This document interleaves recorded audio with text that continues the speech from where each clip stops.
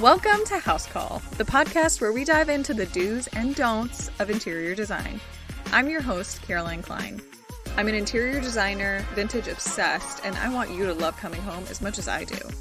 I'm here to give you practical tips and a roadmap to creating a home you never want to leave. Think of this as a coffee date with your interior design bestie. Let's get into it.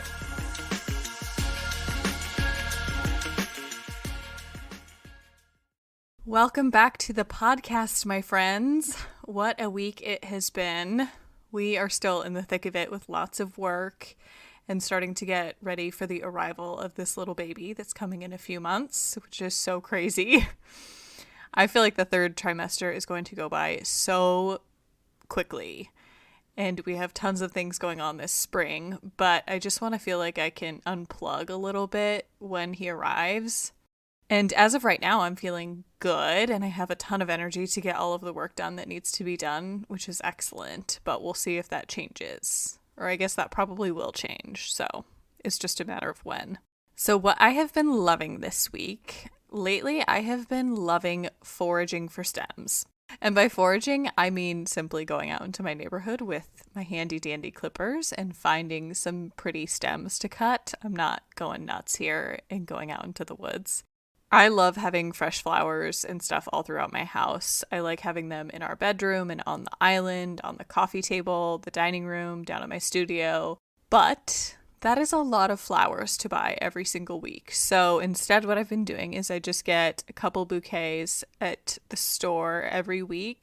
And to supplement that, I go out into the neighborhood and I find the prettiest stems that I can find and I put those into a tall vase. It makes a huge statement and it's free. And it requires no extra time also because I just go on my daily walks anyway. And all it really costs me is a few weird glances from my neighbors or people driving by, but that's totally fine. But side note, don't go hauling off and doing this in somebody else's front yard, obviously. Okay, this week we are going to be diving into part 2 of kid and pet friendly content. Last week, we talked a lot about kid and pet-friendly materials, everything from countertops to upholstery to rugs and flooring and paint. So if you haven't listened to that episode and that sounds interesting to you, maybe go check that out. This week, we're going to be getting into some more practical tips. Okay, so we're going to start off with pets and then move into tips for a more kid-friendly home. So regarding pets, if you are really committed, I would choose colors that are similar to the color of your pets. So for instance, if you have a golden lab and you choose a rug that has like sort of a beigey base rather than something super dark, you're not going to see every single speck of hair, and that will make cleaning a lot easier for you. I also love to use empty corners for pet beds or unused corners for like a kind of a designated area for your pet to sit. We all have these kind of like nooks and crannies and corners in our house where a piece of furniture doesn't necessarily make sense, so it's just left empty. So this is a great opportunity to make a designated place for your pet. I would make sure that it's in your line of sight so your pet can still feel included, still feel like part of the family. You could put down a nice pet bed, or if it's an area like under your stairs or in your closet, you could totally kind of trim it out for your pet, which would be great. And this is great because it's a great way to keep your pet's area kind of out of the way of foot traffic. Another tip I have about pets is if you have the space, designate a pet sort of room. And by this, I mean like a laundry room or a mudroom. I think it's a great idea to have all of your pet stuff in a specific place that's out of sight. Not that your pet shouldn't be free to roam wherever they want if you so choose, but it helps kind of keep all of their stuff organized and everything from their food and their treats and their grooming stuff all in one place. Because frankly, pet stuff isn't usually the most attractive thing ever. So putting it somewhere that's a little bit more tucked away, I would say isn't a bad thing. Another thing that I love, however, is when your pet's stuff is sort of hidden in plain sight. So my mom, for instance, keeps her dog's treats hidden right in plain sight.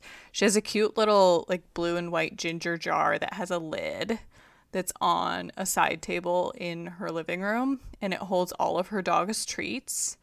And you really wouldn't be able to tell. It just looks like a little piece of decor.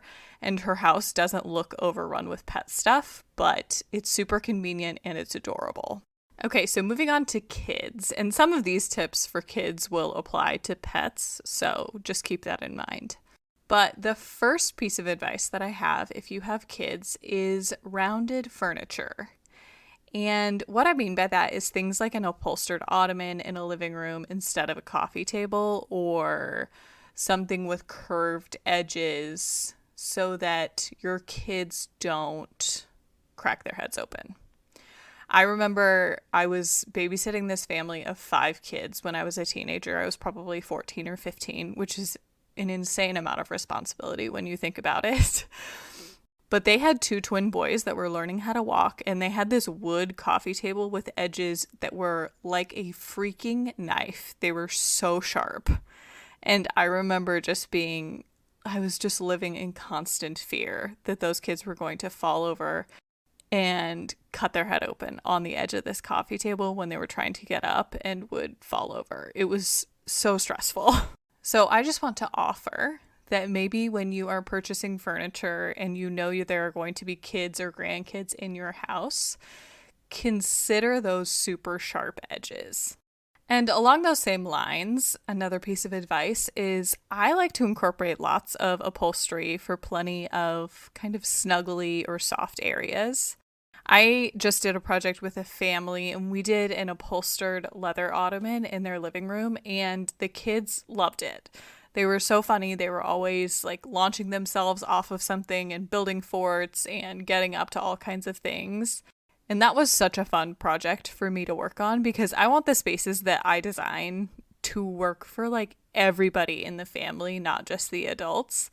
And upholstered ottomans or something similar to that is a great option for family-friendly spaces because your kids can kind of use it as a climbing gym, more or less.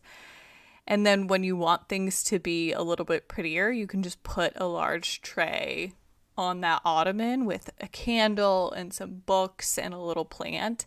And all of a sudden, your living room will look really elegant and beautiful.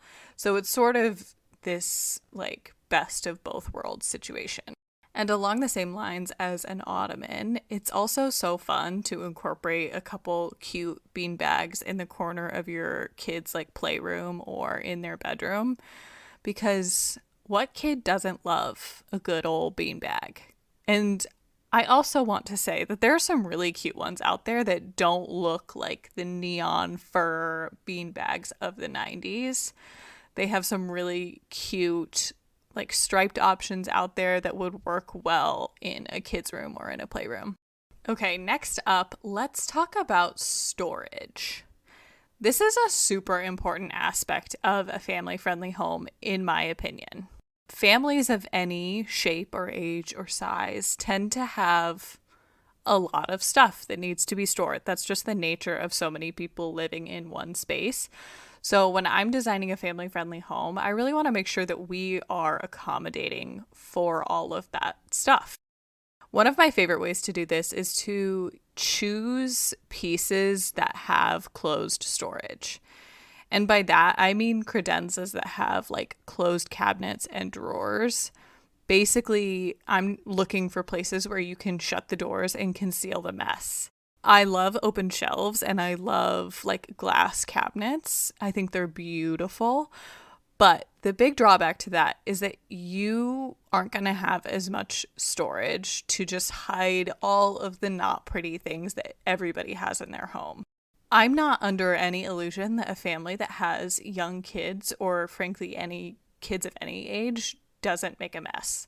So let's just find a place to store all of those things that you don't want to see on a daily basis. So things like kids' coloring books and art supplies and toys and games and just general junk can be closed behind solid cabinet doors. I think the biggest difference between a beautiful, calm, relaxing home and a kind of chaotic one is just how well you think about storage, truly. No beautiful home in Architectural Digest or whatever magazine you're looking at has stuff laying out. So if you just think about effective and easy storage solutions, you'll be well on your way to a prettier home. And I also want to say that I think it's important to think about these solutions because I want you to feel like you have all of the stuff that you need close by. So I don't want you to feel like you have to go rummaging in some back storage closet every time you need to get out the coloring books because that's just not practical. And if your home's not practically functional, it's not successful design. So when you have just an extra 20 minutes before soccer practice starts and you still need to shower and get ready, I want you to be able to just grab some coloring books really quick and keep everyone busy because it's that kind of convenience that really makes the difference in your daily life. And I think that that's why good residential home design can make such a difference in your daily life. I'm actually thinking about we have this low bookshelf in our house that sits right behind the sofa. And I'm thinking about swapping it out at some point for something that has drawers and cabinets because I just want to have more spaces, especially with this baby coming, where I can conceal the crazy, if you know what I mean. Okay, next up, let's talk about baskets, which is another great storage option. I am basically a basket hoarder.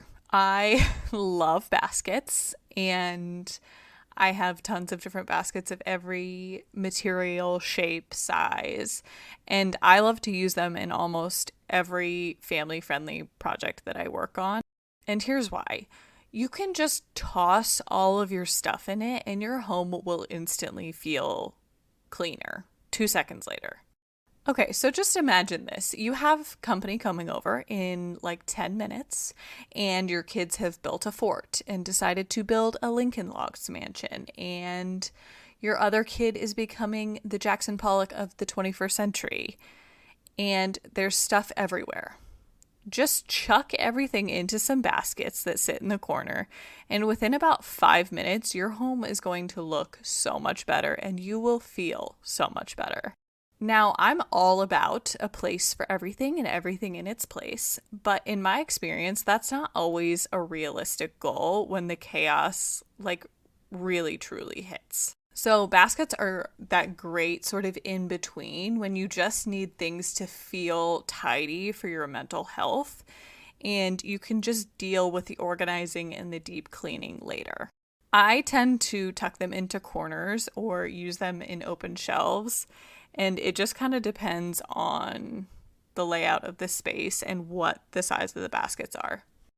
And like I've mentioned, the great thing about them is that they can really be used for anything, whether they're kids' toys, pet toys, or medicine, cleaning supplies, extra blankets and pillows, or papers that need to be sorted, because I think everybody has that problem, right? Or is that just me? Okay, so that's a little bit about my kind of go-to storage options for a family-friendly home. But now let's move on to rugs. One of my favorite things to incorporate in a family-friendly home is a large rug with plenty of play area. I think the reality is that kids play on the ground, all the time. And I think we should give them space to do that. I personally love to do a super large rug in a living room and make sure that there's plenty of negative space. So no furniture sitting on some of it so that your kids can really spread out and play. If you have too much furniture crammed into one room and on your rug, you're going to feel super cramped and annoyed when your kids are playing Legos on the living room floor and you're trying to move around in this space also. Because at the end of the day, we really want to be creating spaces where our kids can feel comfortable and free and like it's their space, and that you can still function and not feel like things are too chaotic. And if you're cramming your house full of so much stuff that they can't spread out without everyone else getting annoyed, then I don't think that that's a successful design.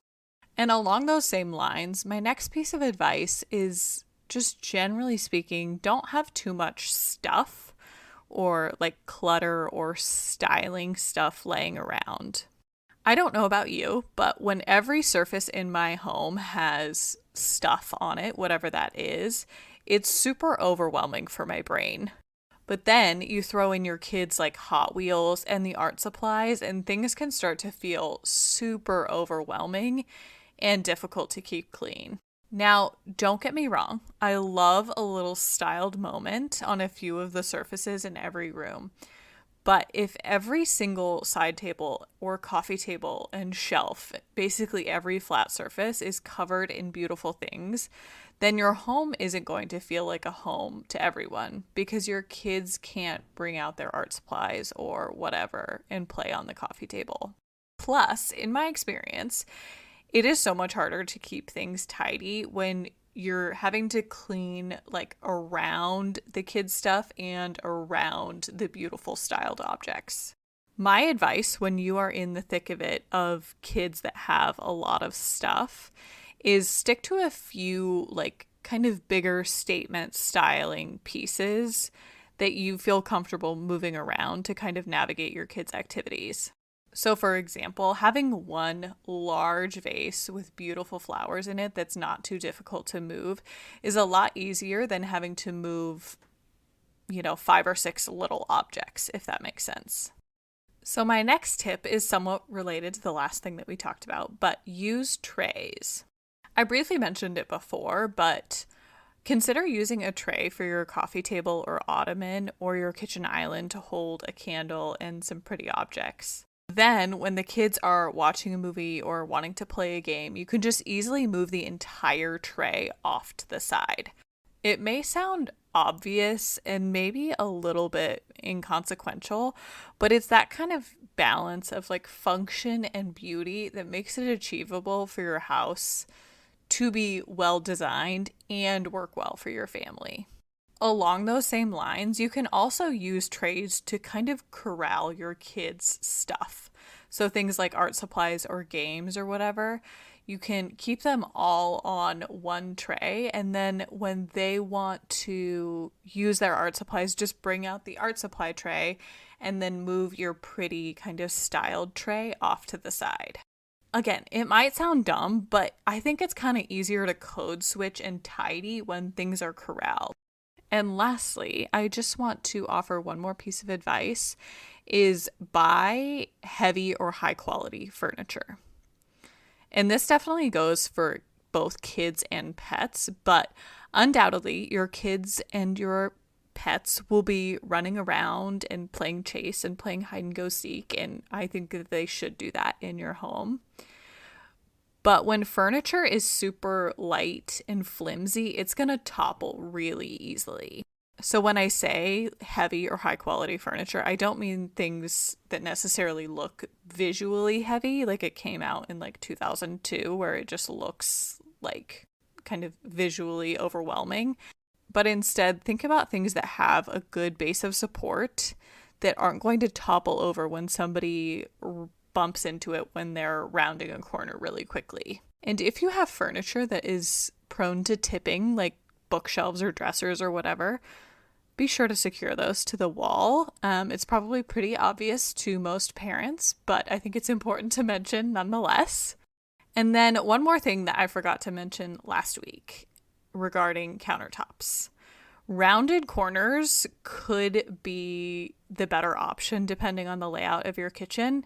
My mother and father-in-law have a corner in their kitchen that kind of sticks out as you round a corner, and my nephew would come like whipping around that corner and apparently like slam his head into the corner over and over and over again. Poor kid. And they eventually just, when he came to town, taped a pool noodle to the edge of that corner so that his poor little head wouldn't get knocked out. So that wraps up a lot of my kind of practical tips. Again, there's so many different ways to make a home family friendly for your family. But One final thing that I wanted to leave you guys with is infuse your kids' personalities into the house. Not everything in your house needs to be serious and beautiful and like it belongs in a magazine. You can frame your kids' artwork and hang it up in the hallway, or you can display their pottery projects on the open shelves in your kitchen, or hang your kids' ukulele on the wall. I think that all of these things add up to a beautiful home that feels like all of the people that live in it. It just takes a little bit of thought and care in how to infuse your family's personality into what is your dream interior design aesthetic. So that is all that I have for you guys this week. There is so much more that I could talk about when it comes to creating a beautiful and functional home. So if you have any questions, please let me know. Or if you have any ideas that really help you and your family, I'd love to hear them. Otherwise, I will talk to you guys next week. Bye.